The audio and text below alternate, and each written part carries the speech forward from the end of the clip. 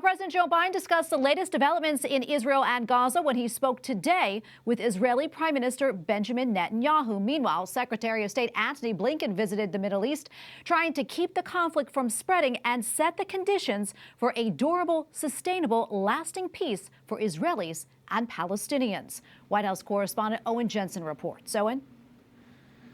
Tracy, U.S. Secretary of State Antony Blinken wrapped up his Mideast tour after days of intense diplomacy.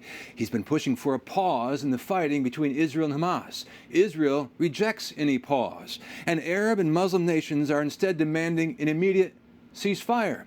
Now, before leaving Turkey, Blinken said it's all a work in progress.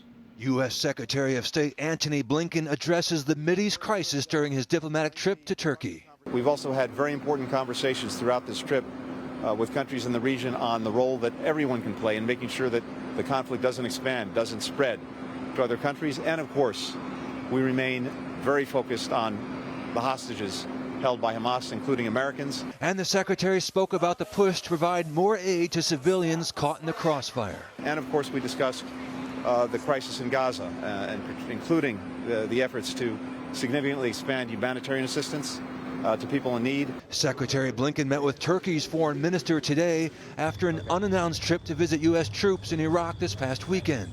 He also sat down again with Palestinian President Mahmoud Abbas on Sunday. Meanwhile, today outside the White House, crews cleaning up vandalism after large protests over the weekend. Thousands marching through D.C. streets demanding to free Palestine and that President Biden call for a ceasefire. Some protesters even attempted to climb the White House gate and fence.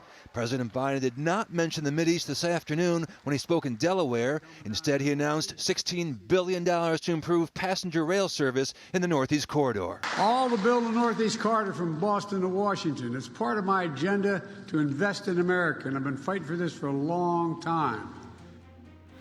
Also tonight, in the race for the White House in 2024, according to a New York Times Siena College poll, former President Donald Trump is beating President Biden in several key battleground states. In fact, in one category, respondents said they felt Trump would do a better job than the current president handling the war between Israel and Hamas. At the White House, Owen Jensen, EWTN News Nightly.